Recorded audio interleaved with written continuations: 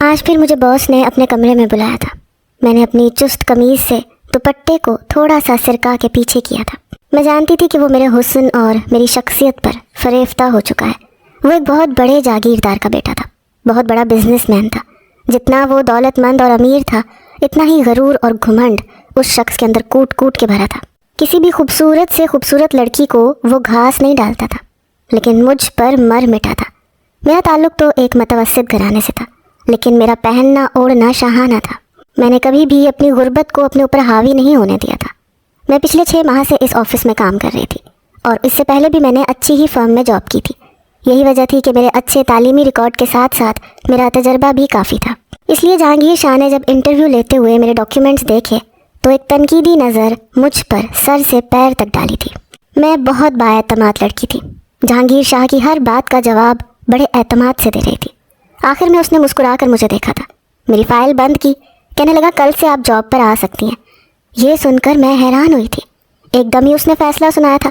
حالانکہ مجھے تو لگا تھا کہ انٹرویو لے گا، چند دن بعد مجھے کال پر پتہ چلے گا کہ جاب ملی ہے یا نہیں، لیکن اس نے تو ایک دم فیصلہ سنا کر مجھے حیران کر دیا تھا۔ میں حیرت سے اسے ٹکر ٹکر دیکھ رہی تھی۔ میرے یوں دیکھنے پر وہ ہنسنے لگا، کہنے لگا دیکھیں مجھے یوں نہ دیکھیں، مجھے بہت جلدی نظر لگ جاتی ہے۔ اس کے اس طرح کے کمنٹس پر میں کچھ خفت میں مبتلا ہوئی۔ میں نے ٹیبل پر سے اپنی فائل اٹھائی اور وہاں سے چلی گئی۔ میری عمر 26 سال تھی اور وہ 30 سالہ نوجوان تھا۔ میں نے جب آفس جوائن کر لیا تب مجھے معلوم ہوا کہ جہانگیر شاہ گھمنڈی اور مغرور قسم کا شخص تھا۔ وہ اپنے امپلائیز سے سیدھے منہ بات تک نہیں کرتا تھا۔ ذرا سی خلاف مزاج اگر کوئی بات ہو جاتی یا ایسا کام ہو جاتا تو وہ سب کے سامنے، مردوں تو مردوں، عورتوں کو بھی ذلیل کر کے رکھ دیتا تھا۔ اس کا سخت رویہ دیکھ کر پہلے تو میں بہت گھبرا سی گئی تھی، لیکن کیونکہ میں پہلے سے ہی 3 سال سے ایک فرم میں کام کر چکی تھی، اس لیے مجھے اپنے کام کا تجربہ بہت اچھا تھا۔ 1 مہینے میں ہی میں نے اپنی محنت کا لوہا منوا لیا تھا۔ کافی حد تک میں اس کے بزنس کے اتار چڑھاؤ کو سمجھ چکی تھی اور ویسے ہی کام کرتی تھی جیسے کہ جہانگیر شاہ چاہتا تھا۔ حالانکہ میں بے حد خوبصورت لڑکی نہیں تھی، میری رنگت ہلکی سی گندمی تھی، لیکن میرا پہننا اوڑھنا ایک ماڈرن لڑکی کی طرح تھا۔ میں چست لباس پہنتی تھی، بالوں کو لیئرز میں کٹوا رکھا تھا، وہ ہر وقت کھلے ہی رہنے دیتی تھی۔ میک اپ بھی بڑی مہارت اور نفاست سے کرتی تھی، بااعتماد بھی بہت تھی۔ مردوں کے ساتھ بات کرنے میں مجھے کبھی بھی جھجک اور شرم یا بدحواسی محسوس نہیں ہوئی تھی۔ جہانگیر شاہ کے ساتھ میں بہت سی میٹنگز بھی اٹینڈ کر چکی تھی، اور میرے اعتماد کو دیکھ کر وہ شخص مجھ سے متاثر ہوئے بغیر نہیں رہ سکا تھا۔ پورے 1 مہینے بعد اس نے مجھے اپنے آفس کے روم میں بلایا تھا۔ میں جیسے ہی اس کے کمرے میں گئی تو ایک دل فریب مسکراہٹ اس کے چہرے پر سجی ہوئی تھی۔ اس نے مجھے کمرے کے اندر بلایا، کہنے لگا مس نازش، میں آپ کے کام سے بے حد خوش ہوں۔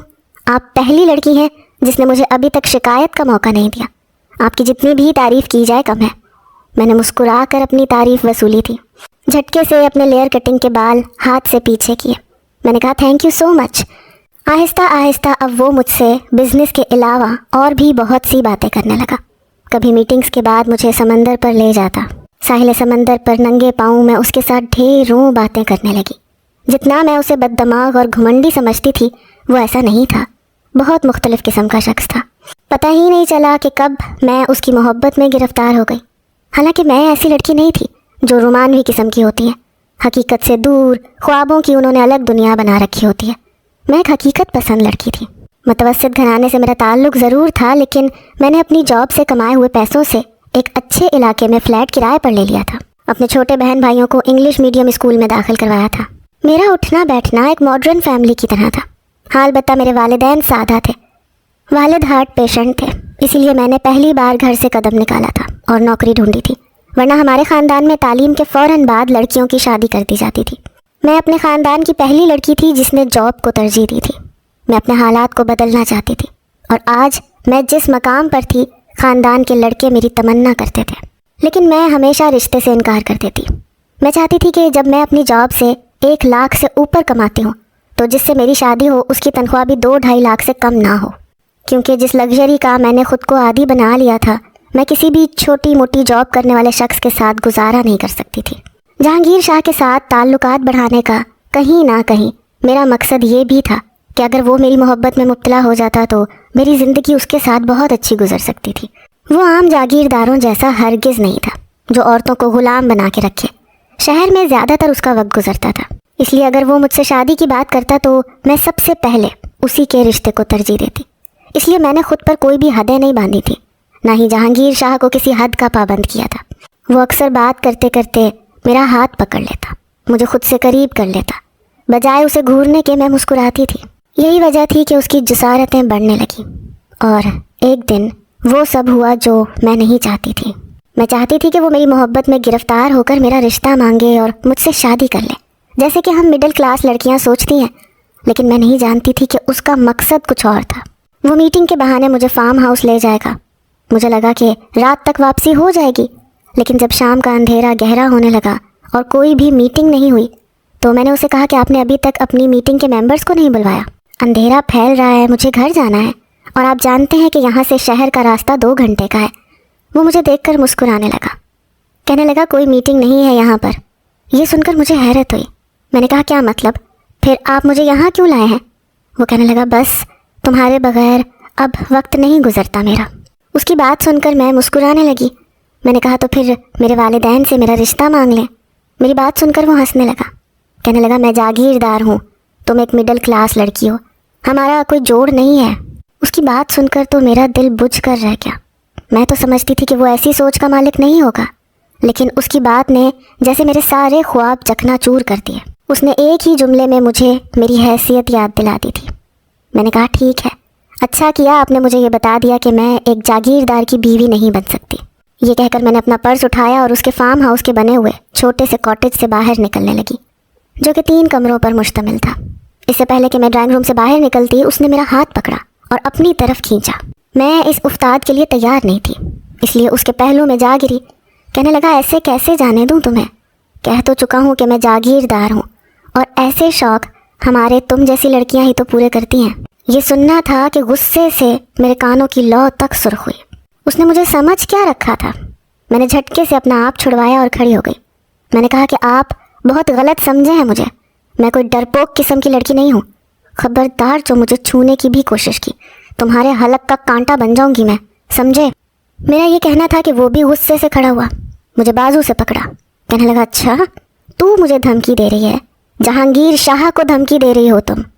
ٹھیک ہے، آج کی رات تم یہیں رکو گی میرے ساتھ اور میری رات کو رنگین بناؤ گی، اور اس کے بعد میں دیکھتا ہوں کہ تم میرے حلق کا کانٹا کیسے بنتی ہو۔ بے شک میں پر اعتماد لڑکی تھی، لیکن اس وقت اس کے فارم ہاؤس پر میں بالکل اکیلی تھی۔ وہاں اس کے گارڈز تھے، اس کے چوکیدار تھے، اس کی حکمرانی تھی۔ میں اس سے اپنا آپ چھڑوانے لگی، لیکن وہ مجھے زبردستی ایک کمرے میں لے گیا۔ پوری رات اس نے میرے ساتھ بے رحمی کا سلوک کیا۔ مجھے برباد کرنے کے بعد مجھ پر کہے لگا کر ہنسنے لگا، کہنے لگا لو کر لی میں نے تمہارے ساتھ اپنی رات رنگین، اب میں دیکھتا ہوں تم میرے ساتھ کیا کر سکتی ہو۔ میں کمزور لڑکیوں کی طرح روئی نہیں تھی، اس سے رحم کی بھیک نہیں مانگی تھی۔ میں اکیلی اس فارم ہاؤس سے نکل آئی۔ واپس جب اپنے گھر پہنچی تو میرے والدین بے حد پریشان تھے۔ والدہ مجھ سے پوچھنے لگیں کہ رات بھر تم کہاں تھی؟ میں نے انہیں کوئی جواب نہیں دیا۔ میں نے میڈیا کے سامنے اس شخص کے بارے میں سب کچھ سچ بتا دیا، اپنے چہرے پر لگے زخم بھی دکھائے۔ پہلے تو یہ خبر خوب پھیلی، لیکن جہانگیر شاہ کے پیسوں کے سامنے اس خبر کو دوسرا رنگ دے دیا گیا کہ میں نے کسی اور کے ساتھ گناہ کیا اور بدکاری کر کے جہانگیر شاہ پر بدکاری کرنے کا الزام لگا دیا۔ میں سب کے سامنے بری بن چکی تھی، ذہنی اذیت میں آ چکی تھی۔ میں نے نوکری چھوڑ دی، گھر میں بیٹھ گئی۔ لوگوں کا سامنا کرنا میرے لیے مشکل ترین کام تھا۔ میرا سارا اعتماد ختم ہو چکا تھا۔ لوگوں کے تانے اور شک بھری اور حقارت بھری نظریں مجھ سے برداشت نہیں ہوتی تھیں۔ برسوں میں کمائی گئی عزت کو اس شخص نے 2 کوڑی کر کے رکھ دیا تھا۔ مجھے اس شخص سے اتنی نفرت تھی کہ مجھ پر اگر ایک قتل معاف ہوتا تو میں جہانگیر شاہ کا کر دیتی۔ میرے والد میری بدنامی کا صدمہ برداشت نہیں کر سکے، اس لیے ان کو میجر ہارٹ اٹیک ہوا۔ میرے والد ہاسپٹل بھی نہیں پہنچ پائے تھے کہ ان کا انتقال ہو گیا۔ میں خود اپنے والد کو لے کر ہاسپٹل گئی تھی اور اپنے والد کے انتقال کی خبر سن کر وہیں بے ہوش ہو کر گر گئی تھی۔ لیکن جب مجھے ہوش آیا تو ایک اور دل دہلا دینے والی خبر میری منتظر تھی۔ ڈاکٹر نے مجھ سے کہا کہ میں حاملہ ہوں، اور یہ خبر میرے لیے باعث اذیت تھی۔ اپنے والد کی تدفین کے بعد میں دوبارہ سے اسی ہاسپٹل میں گئی۔ مجھے جاب کرنی تھی، اپنے گھر کی کفالت کا سوچنا تھا، کیونکہ ساری جمع پونجی خرچ ہو چکی تھی۔ اس لیے میں یہ بچے جیسی مصیبت اپنے گلے میں نہیں پال سکتی تھی، جو کہ ایک گناہ کی پیداوار تھا اور اس شخص کی نشانی تھا جس سے مجھے شدید نفرت تھی۔ میں ہاسپٹل گئی، لیڈی ڈاکٹر سے کہا کہ آپ ہر صورت میرا ابارشن کر دیں، لیکن وہ مجھے کہنے لگی کہ میں بے حد کمزور ہوں فی الحال میں اتنی متحمل نہیں ہوں کہ ابارشن کرواؤں، میری جان کا بھی خطرہ ہو سکتا ہے۔ اس لیے اس نے مجھے کچھ طاقت کی میڈیسن لکھ کر دے دی، کہنے لگی کہ 20 دن تم میڈیسن کھاؤ، اس کے بعد آؤ، پھر میں تمہارا ابارشن کر سکتی ہوں۔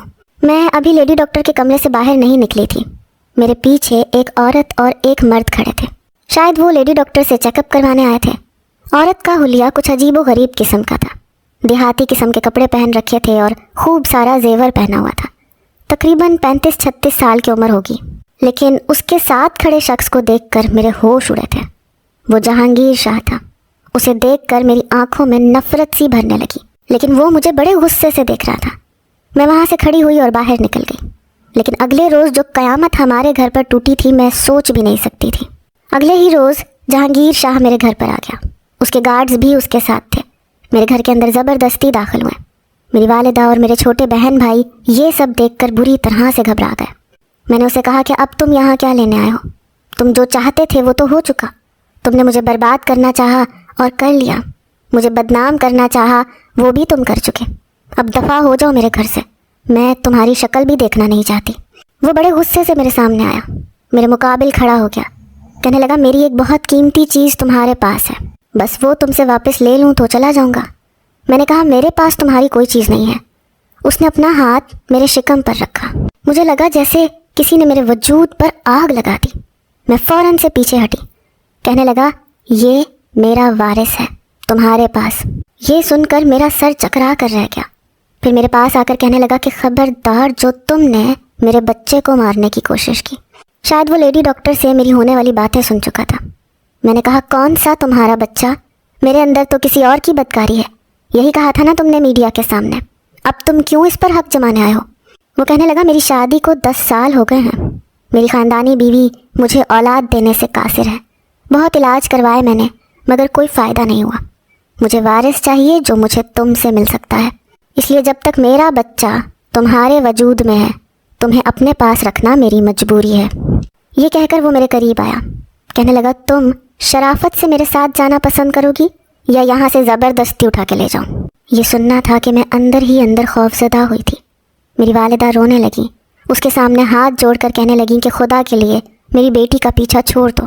وہ کہنے لگا نہیں چھوڑ سکتا، نازش میرے بچے کی ماں بننے والی ہے، میرا وارث ہے اس کے پاس، اور اگر میں نے اسے آزاد چھوڑ دیا تو یہ میرے بچے کو مار ڈالے گی۔ میں نے کہا ہاں میں مار ڈالوں گی اسے، مجھے نفرت ہے تم سے اور تمہارے اس ناجائز بچے سے بھی۔ میرا یہ کہنا تھا کہ اس نے میرے منہ پر زور سے تھپڑ مارا، کہنے لگا میرے بچے کو کچھ مت کہنا، اپنی اولاد کی خاطر میں تمہیں جائز بیوی بھی بنانے کو تیار ہوں۔ پھر کہنے لگا قاضی کو میں اپنے ساتھ لایا ہوں۔ پھر اس نے اپنے گارڈ سے کہا کہ نیچے جاؤ، گاڑی میں جو مولانا صاحب بیٹھے ہیں انہیں اوپر لے کر آؤ، میں ابھی اسی وقت اس سے نکاح کروں گا۔ جیسے ہی وہ نکاح خواہ اوپر آیا اور نکاح شروع کیا، میں نے نکاح سے انکار کر دیا۔ جہانگیر شاہ تو یوں تھا کہ غصے کے مارے مجھے جان سے مار ڈالے گا۔ میری ماں سے کہنے لگا کہ اگر تمہاری بیٹی نے شرافت سے مجھ سے نکاح نہیں کیا تو میں اسے زبردستی یہاں سے لے جاؤں گا اور تم لوگوں کی زندگی اجیرن بنا کے رکھ دوں گا۔ اس سے سمجھاؤ یہ مجھ سے شرافت سے نکاح کر لے، اگر یہ بنا چوں چرا کیے مجھ سے نکاح کر لیتی ہے تو تم لوگوں کی کفالت کی ذمہ داری میں لے لوں گا، کوئی تنگی نہیں آئے گی تم لوگوں کے پاس۔ میری والدہ میری منت کرنے لگی کہ وہ ہر حال میں تمہیں اپنے ساتھ لے جائے گا، بہتر ہے کہ تم ایک جائز رشتے کے ساتھ اس کے ساتھ جاؤ۔ ہم جیسی مڈل کلاس لڑکیاں ہمیشہ بے بسی اور مجبوری کے تحت خاموش ہو جاتی ہیں جب اپنے والدین کے جڑے ہوئے ہاتھ دیکھتی ہیں، اور وہ سب کر جاتی ہیں جو کرنا نہیں چاہتی۔ میرا اور جہانگیر کا نکاح بھی میری بہت بڑی مجبوری تھا۔ نکاح کے بعد وہ مجھے اپنے ساتھ گاؤں میں اپنی حویلی میں لے آیا، جہاں اس کی پہلی بیوی بھی موجود تھی جو مجھے نفرت سے دیکھ رہی تھی۔ اس کے گھر میں ایک غیر ضروری چیز تھی، ایک غیر ضروری فرد تھی۔ اہمیت تھی تو اس کی جو میرے وجود کے اندر پل رہا تھا، جہانگیر شاہ کا وارث۔ میری ساس نے مجھے ایک کشادہ سا کمرہ دیا جس میں ہر سہولت موجود تھی۔ میری خدمت کے لیے 2 ملازمائیں تھیں، لیکن مجھے کمرے سے باہر نکلنے کی اجازت نہیں تھی۔ میں کبھی بھی ایسے ماحول میں رہنے کی عادی نہیں تھی، میں نے ساری زندگی آزادی سے گزاری تھی، لیکن وہ دونوں ملازمہ عورتیں میرے پل پل کی خبر جہانگیر شاہ اور اس کی ماں کو دیتی تھیں۔ میرا جی چاہتا تھا کہ میں اس کے بچے کو اپنے تن سے جدا کر دوں، جس کی وجہ سے میں قید ہو چکی تھی۔ میں یہاں سے بھاگ جانا چاہتی تھی۔ محل چاہے سونے کا ہی کیوں نہ بناؤ، اگر اس میں قید کر کے رکھا جائے تو وہ بھی پنجرے سے کم نہیں لگتا۔ میرا یہاں دم گھٹنے لگا تھا. مجھے کھانے پینے کے لیے بہترین چیزیں دی جاتی تھیں اور زبردستی کھلائی جاتی تھیں. ایک بار میں نے کھانا کھانے سے انکار کر دیا. ملازمہ میرے لیے کھانا لے کر آئی تو میں نے ٹرے اس کے ہاتھ سے پکڑ کر زمین پر زور سے پٹک دی. سارا کھانا زمین پر گر گیا. کانچ کے برتن ٹوٹ چکے تھے. شور کی آواز سن کر میری ساس میرے کمرے میں آئی. کہنے لگی یہ کیا بدتمیزی ہے. میں نے کہا مجھے کھانا نہیں کھانا, مجھے کچھ بھی نہیں کھانا اور نہ ہی مجھے یہاں رہنا ہے. خدا کے لیے مجھے آزاد کر دو, میں یہاں نہیں رہ سکتی, میرا دم گھٹتا ہے. وہ کہنے لگی کہ جب تک تم جہانگیر شاہ کے بچے کی ماں نہیں بن جاتی یہاں سے تمہارا جانا ممکن ہی نہیں ہے. اور بے فکر رہو, تم جیسی شہری آوارہ لڑکی کو ہم اپنے خاندان کی عزت کبھی بھی نہیں بنانا چاہیں گے. جیسے ہی تم بچے کو جنم دو گی تمہیں آزاد کر دیا جائے گا. میں یہاں رہنا چاہتی بھی نہیں تھی. مجھے اس بچے سے کوئی لگاؤ اور دلی وابستگی نہیں تھی کیونکہ یہ گناہ کا نتیجہ تھا. لیکن میرا واقعی وہاں دم گھٹتا تھا. میں نے کہا مجھے کچھ نہیں کھانا. میری ساس مجھے ڈانٹ ڈپٹ کرنے لگی کہ اگر تمہاری وجہ سے ہمارے بچے کو کوئی بھی نقصان ہوا تو تم نہیں جانتی کہ جہانگیر تمہارا کیا حشر کرے گا. لیکن میں نے ان کی کوئی بھی بات نہیں سنی. جہانگیر شاہ شہر میں تھا, بہت کم ہی گاؤں میں آتا تھا. لیکن جب اسے اس بات کی خبر ملی تو وہ رات کو شہر سے گاؤں پہنچ گیا. 6 گھنٹے کا سفر کر کے جب وہ گاؤں پہنچا تو بے حد غصے میں تھا. رات کے 2 بجے میرے کمرے کا دروازہ کھلا. میں اس وقت نیند میں تھی. بڑی زور سے کمرے کا دروازہ بند ہوا اور ایک دم سے کمرے کی تمام بتیاں روشن ہوئیں. میں نے آنکھیں کھول کر دیکھا تو جہانگیر شاہ بڑے غصے سے میری طرف بڑھا. کہنے لگا اٹھ کر بیٹھو, کیا تماشا پکڑ رکھا ہے تم نے. میں اٹھ کر بیٹھ گئی لیکن سوچ چکی تھی کہ آج اس شخص کے سامنے ہار نہیں مانوں گی. جیسے ہی میں اٹھ کر بیٹھی وہ میرے بیڈ پر میرے سامنے بیٹھ گیا. کہنے لگا صبح سے تم نے کچھ نہیں کھایا, کیا تماشا بنا رکھا ہے تم نے, کھا کیوں نہیں رہی ہو تم. وہ غصے سے پھنکارا تھا. میں نے کہا مجھے اس قید خانے میں نہیں رہنا. میرا یہ کہنا تھا کہ اس نے مجھے بازو سے پکڑا اور میرا بازو زور سے دبوچنے لگا. اس کی سخت گرفت پر میں تلملا کر رہ گئی. میں نے کہا تم انسان ہو یا جانور, چھوڑو میرا ہاتھ. کہنے لگا اگر تم نے میری کسی بھی بات سے اختلاف کیا تو تم اچھی طرح جانتی ہو کہ مجھے انسان سے جانور بننے میں زیادہ دیر نہیں لگتی. میں تمہارا حشر بگاڑ کے رکھ دوں گا اگر تمہاری وجہ سے میرے بچے کو ذرا سا بھی کچھ ہوا تو. میں نے کہا اللہ کرے مر جائے تمہارا بچہ جس کی وجہ سے میں اس اذیت میں پھنس چکی ہوں. میرا یہ کہنا تھا کہ ایک زوردار تھپڑ اس نے میرے منہ پر مارا تھا. میرا تو دماغ چکرا کر رہ گیا. کہنے لگا آج تو تم نے یہ بات زبان سے نکال لی, آئندہ اگر غلطی سے بھی تمہاری زبان سے یہ نکلا تو تمہارا گلا گھونٹ دوں گا. اس کے دونوں ہاتھ میرے گلے کی جانب بڑھے لیکن ایک دم اس نے اپنے ہاتھوں کو روکا تھا. اس وقت تو شدید غصے میں تھا. میری آنکھوں سے آنسو بہنے لگے. میں نے کہا رک کیوں گئے, بڑھاؤ اپنے ہاتھ آگے, دباؤ میرا گلا گھونٹ کر مجھے مار ڈالو. میں نے اس کے دونوں ہاتھ پکڑے اور اپنے گلے پر رکھ کر اس کے ہاتھوں سے اپنا گلا دبانے لگی. وہ میرے ہاتھ پیچھے کرنے لگا. میں بالکل پاگل سی ہو گئی. میں نے کہا میں اپنے آپ کو ختم کر لوں گی. تم نے مجھ پر ہاتھ اٹھایا تو اٹھایا کیسے؟ میں مار ڈالوں گی خود کو اور میرے ساتھ ساتھ تمہارا یہ وارث بھی مر جائے گا. میرا یہ کہنا تھا کہ اس کا رنگ ایک دم پھک پڑا. میں بیڈ سے کھڑی ہو گئی. سامنے ڈریسنگ پر پڑے پرفیوم کی بوتل اٹھائی اور دیوار پر مار کر آدھی توڑ دی. باقی کی بوتل کانچ سمیت میرے ہاتھ میں تھی. میں نے وہ کانچ پکڑا اور اپنے پیٹ کی جانب بڑھا دیا. میں اس قدر غصے میں تھی, میرا جی چاہا میں اپنے پیٹ میں وہ کانچ مار ڈالوں, خود کو ختم کر لوں اور اس بچے کو بھی مار ڈالوں جس کی وجہ سے میری زندگی اجیرن بن کے رہ گئی تھی. یہ دیکھنا تھا کہ وہ فوراً سے میرے پاس آنے لگا. اس کی تو یہ حالت تھی کہ جیسے میں اس کے بچے کو نہیں اس کو مارنے والی ہوں. وہ کہنے لگا دیکھو ایسا کچھ مت کرنا. اس وقت وہ بہت خوفزدہ تھا. جس قدر میں اس سے پیچھے تھی, اگر وہ میری جانب بڑھتا تو شاید غصے سے اپنے پیٹ پر وہ کانچ گھسا لیتی. میں نے کہا تم نے ایک قدم بھی آگے بڑھایا تو میرے ساتھ ساتھ تمہارا بچہ بھی مر جائے گا. اس کے بڑھتے ہوئے قدم فوراً سے رکے. کہنے لگا تم جو چاہتی ہو میں کروں گا لیکن پلیز اس کانچ کو خود سے پیچھے کرو. پہلی بار میں نے اس کے چہرے پر خوف دیکھا تھا. اس کی آنکھوں میں آنسو دیکھے تھے. اولاد انسان کو کیسے مجبور کرتی ہے یہ میں جہانگیر شاہ کی آنکھوں میں دیکھ رہی تھی. میں نے کہا مجھے یہاں نہیں رہنا, مجھے شہر جانا ہے. کہنے لگا ٹھیک ہے, اگر تم مجھ سے وعدہ کرو گی کہ تم اپنا خیال رکھو گی تو میں تمہیں شہر لے جاؤں گا. تم میرے بچے کو کوئی بھی نقصان نہیں پہنچاؤ. میں نے اس سے وعدہ کر لیا. وہ مجھے شہر لے آیا. میں اس کے شہر کے بڑے سے بنگلے میں رہنے لگی. مجھ پر کوئی بھی پابندی نہیں عائد کی گئی. جیسے جیسے وقت گزرنے لگا جہانگیر شاہ میرا بہت زیادہ خیال رکھتا. روز مجھ سے پوچھتا کہ میں نے کھانا ٹھیک سے کھایا ہے یا نہیں. لیکن میں جانتی تھی کہ یہ ساری باتیں بچے کی پیدائش تک محدود ہیں۔ بہرحال میں بھی اس کے ساتھ رہنا نہیں چاہتی تھی۔ وقت گزرنے لگا، 9 ماہ کا عرصہ گزر چکا تھا۔ جب مجھے زچگی کی تکلیف شروع ہوئی تو میں بے تحاشا روئے جا رہی تھی۔ اس وقت مجھے جہانگیر شاہ گود میں اٹھا کر باہر تک لایا تھا۔ ڈرائیور سے کہنے لگا فوراً گاڑی اسٹارٹ کرو۔ میرے ساتھ وہ پچھلی نشست پر بیٹھا رہا۔ ہاسپٹل میں جا کر میں نے اس کا ہاتھ تھاما ہوا تھا۔ میں بہت رو رہی تھی۔ میں نے کہا مجھے بہت ڈر لگ رہا ہے جہانگیر، میں مر تو نہیں جاؤں گی نا؟ میں درد سے بے حال تھی۔ مجھے لگ رہا تھا کہ میں شاید یہ درد نہ سہ پاؤں۔ وہ میرا سر سہلانے لگا، کہنے لگا کچھ نہیں ہوگا تمہیں، لیکن میری حالت بگڑتی جا رہی تھی۔ میری ڈاکٹر کہنے لگی کہ اس کا کیس بہت زیادہ خراب ہونے لگا ہے، ہم یا تو اس عورت کو بچا سکتے ہیں یا اس کے بچے کو۔ یہ سن کر مجھے لگا تھا کہ بس اب میرا آخری وقت آن پہنچا، کیونکہ جہانگیر شاہ کو اپنے وارث سے محبت تھی۔ اپنے وارث کی خاطر وہ کچھ بھی کر سکتا تھا۔ اگر وہ مجھ سے نکاح کر سکتا تھا تو مجھے اپنے بچے کی خاطر قربان بھی کر سکتا تھا۔ میں نے کلمہ طیبہ پڑھ لیا۔ اس کے بعد میں نہیں جانتی کہ کب اور کیسے، لیکن میں ہوش کی دنیا سے غافل ہو گئی۔ لیکن جب مجھے ہوش آیا تو لگا کہ شاید میں معجزاتی طور پر بچ گئی ہوں۔ میں ہاسپٹل کے آپریشن تھیٹر کے بجائے ایک پرائیویٹ روم میں تھی۔ نرس مجھے ڈرپ لگا رہی تھی۔ میں نے پوچھا میرا بچہ کیسا ہے؟ کہنے لگی کہ آئی ایم سوری، ہم اسے نہیں بچا پائے۔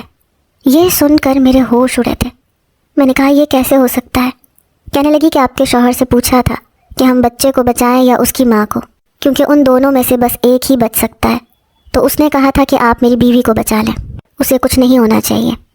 یہ سن کر مجھے حیرت کا بہت بڑا جھٹکا لگا تھا۔ یہ کیسے ہو سکتا تھا؟ اس شخص نے تو مجھے اپنے وارث کی خاطر اپنایا تھا، پھر وہ کیسے اپنے بچے سے دستبردار ہو سکتا تھا؟ کچھ ہی دیر بعد جہانگیر شاہ میرے کمرے میں داخل ہوا۔ آنکھیں سرخ اور متورم تھیں، چہرے پر سنجیدگی تھی، جیسے بہت ضبط سے گزر رہا ہو۔ مجھے اس بچے سے ذرا بھی لگاؤ نہیں تھا، لیکن 9 ماہ وہ میرے وجود کا حصہ رہا تھا۔ کیسے ممکن تھا کہ میری آنکھوں سے آنسو نہ بہتے؟ میری آنکھوں سے آنسو بہہ کر تکیا بھگونے لگے۔ جہانگیر شاہ بالکل ٹوٹ چکا تھا۔ میرے پاس آیا، اپنے دونوں ہاتھوں سے میرے آنسو صاف کر کے میرا سر سہلانے لگا، جیسے مجھے تسلی دے رہا ہو کہ رو مت۔ پہلی بار ایسا ہوا کہ میں نے اس کے ہاتھوں کو نہیں جھٹکا۔ میں نے کہا کہ تم نے مجھے کیوں بچایا؟ تمہارا وارث تو تمہیں مل رہا تھا، تم نے اپنے وارث کی خاطر مجھ جیسی مڈل کلاس لڑکی کو برداشت کیا تھا، پھر مر جانے دیتے مجھے۔ میری بات سن کر وہ کہنے لگا کہ نہیں، تمہارا کوئی قصور نہیں تھا جو میں تمہیں سزا پر سزا دیتا رہتا۔ جو کچھ میں نے تمہارے ساتھ کیا اس ظلم کی یہ میری سزا تھی۔ پھر اس نے اپنے دونوں ہاتھ میرے سامنے جوڑ دیے، پھوٹ پھوٹ کر رونے لگا، کہنے لگا نازش مجھے معاف کر دو۔ میں نے کہا مجھے آزاد کر دو، میں تمہیں معاف کر دوں گی۔ میری بات سن کر وہ اپنا رونا بھول گیا۔ کچھ دیر مجھے دیکھتا رہا، پھر نفی میں سر ہلانے لگا، کہنے لگا یہ ممکن نہیں ہے، میں نہیں جانتا کب اور کیسے، لیکن مجھے تم سے محبت ہو گئی ہے، تم میری بیوی ہو، میں چاہتا ہوں کہ تم مجھے معاف کر دو، میرے ساتھ میری بیوی کی حیثیت سے رہو، میں ساری دنیا کے سامنے ہر بات کا اعتراف کروں گا، میں نے جو کچھ تمہارے ساتھ زیادتی کی ہے اس سب کا اعتراف سب کے سامنے کر دوں گا۔ میرے دونوں ہاتھ تھام کر وہ مجھ سے منت کر رہا تھا، لیکن میں فیصلہ نہیں کر پا رہی تھی کہ مجھے اسے معاف کرنا چاہیے کہ نہیں۔ آپ مجھے کچھ مشورہ دیجیے۔